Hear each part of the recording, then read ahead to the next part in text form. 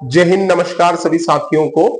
और जैसा कि आपने थंबनेल में देख ही लिया होगा, आज हम एमपी ईएसबी व्यापम में प्रीवियस परीक्षाओं में हिंदी व्याकरण से संबंधित और हिंदी व्याकरण के संधि और समास से संबंधित जो प्रश्न आए हैं उनका हम अध्ययन करेंगे, उनका हम एनालिसिस करेंगे। तो अगर आपने अभी तक मेरे YouTube चैनल को सब्सक्राइब नहीं किया है तो सब्सक्राइब कीजिए और ज्यादा से ज्यादा शेयर कीजिए। तो चलिए आज हम बात करते हैं उन प्रश्नों की जो व्यापम की पूर्व परीक्षाओं में आए हुए हैं और आने वाली अस्पताल सहायक भर्ती परीक्षा हो या तकनीकी पात्रता परीक्षा या गैर तकनीकी पात्रता परीक्षा हो, मध्य प्रदेश पुलिस की नए सिलेबस की भर्ती परीक्षा हो, तो अगर उसमें हिंदी व्याकरण पूछा जाएगा और संधि और समास से प्रश्न बनेंगे तो किस प्रकार से बनेंगे, इसका हम क्या करते हैं, अध्ययन करते हैं।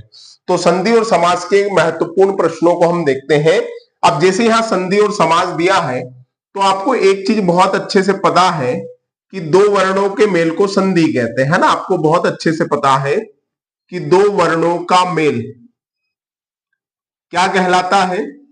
तो हमने कहा दो वर्णों का जो मेल है वो संधि कहलाता है ना। अब मैं यहां आपको सारी संधि नहीं सिखा रहा हूं, मतलब कहने का मतलब है हम महत्वपूर्ण प्रश्न देख रहे हैं और प्रश्न से हम सीखेंगे कि किस तरह की संधि पूछी जाती है। जैसे हम बात करें संधि में, एक संधि है और ये है संधि का नाम है पुष्पेंद्र। कौन सी संधि है? पुष्पेंद्र, है ना। अब पुष्पेंद्र का हम संधि विच्छेद देखेंगे तो पुष्पेंद्र का संधि विच्छेद क्या होगा? तो हमने कहा पुष्पेंद्र का संधि विच्छेद होगा पुष्प धन इंद्र, है ना। क्या संधि विच्छेद हुआ? तो हमने कहा संधि विच्छेद हुआ पुष्प धन इंद्र।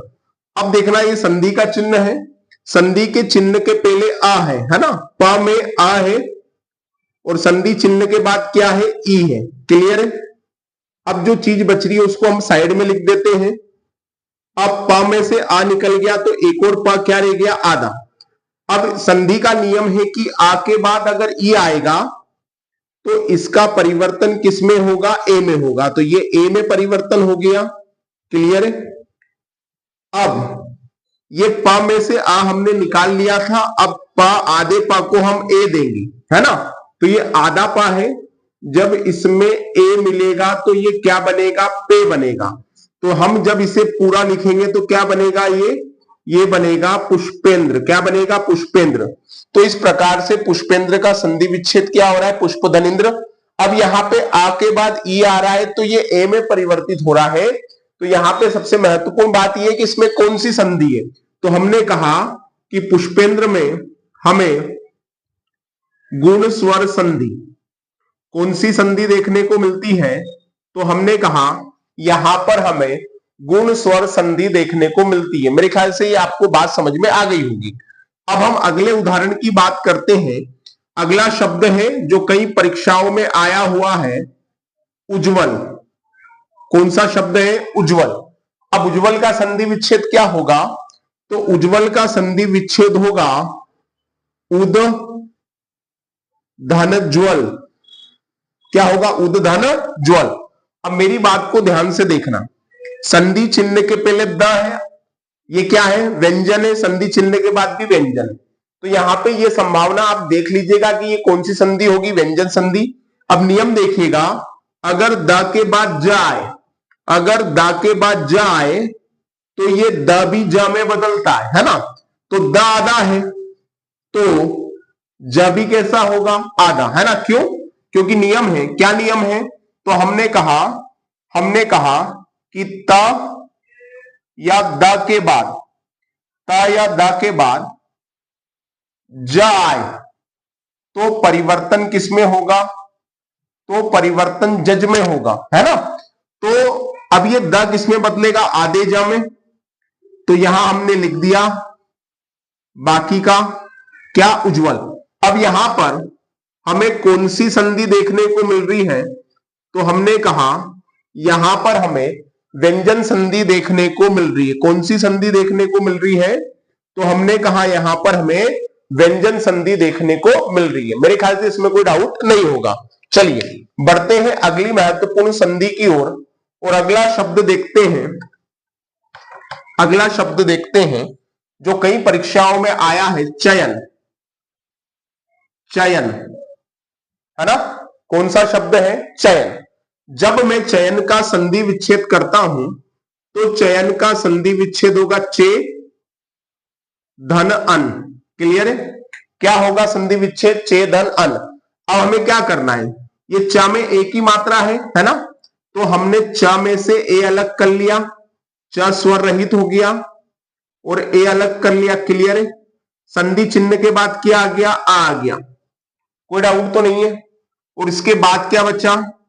ना बचा। ठीक। अब ए के बाद अगर आ आए, मतलब ये मान लो कि ए के बाद क्या आ जाए? आ जाए या कोई दूसरा स्वर आ जाए, तो ये आय का परिवर्तन आई में हो जाएगा। ये एक इसमें बदलेगा आई में, तो हमने ए को बदल दिया आई में और ये अ ऐसा का ऐसा। क्लियर? ये आधा च, ये ना। क्लियर? अब ये च आधा है तो इसमें आ मिलेगा तो ये बनेगा च, या में मिलेगा आ तो ये बनेगा या, और जो बचा है ना तो ये बचा ना। तो क्या बना? चैन। तो ए के बाद अगर कोई दूसरा स्वर आता है तो एक इसमें बदला आई में, तो ये आई वाला कॉन्सेप्ट जो है ये हमें देखने को मिलता है कौन सी संधि में? तो हमने कहा ये हमें देखने को मिलता है अयादि संधि में। मेरे भाई कौन सी संधि में देखने को मिलता है? तो हमने कहा कि ये हमें अयादि संधि में देखने को मिलता है। कौन सी संधि में? अयादि संधि। चलिए अगले प्रश्न की ओर बढ़ते हैं कि और कौन से प्रश्न पूछे जा सकते हैं। तो अगला प्रश्न है संधि का व्यास, कि व्यास में कौन सी संधि है या व्यास में किस प्रकार से संधि होगी। तो ध्यान से देखना, जब मैंने व्यास को देखा तो व्यास का संधि विच्छेद होगा वी धन आस। क्या होगा? तो हमने कहा व्यास का संधि विच्छेद हुआ वी धन आस। अब व्यास में वी उपसर्ग भी है, इस बात को ध्यान रखना। वी क्या है? उपसर्ग। अब व में छोटी है तो मैंने वी को क्या कर लिया? अलग कर लिया। क्लियर है बात? तो हमने कहा कि ई है, ई को अलग कर लिया तो वह कैसा रह गया? आधा, मतलब स्वर रहित। संधि चिन्ह के बाद क्या है? आ है। क्लियर है? तो हमने लिख दिया आ। अब क्या बचा? सा। अब ई के बाद असमान स्वर आ रहा है, मतलब अगर ई आता तो बड़ी ई बन जाता, लेकिन ई के बाद आ रहा है तो बहुत ध्यान देना, ये ई बदलेगा आधे या में। किसमें बदला? आधे या में। यहां पे क्या लिख दिया? आ। क्लियर है? अब क्या बचा? अब ध्यान देना, या आधा है और उसमें आ मिलेगा तो ये क्या बनेगा? या बना, ये बन गया या। अब इसे मानक रूप में लिख दो, वह आधा है या पूरा है और सा क्या बना? व्यास। अब यहां पे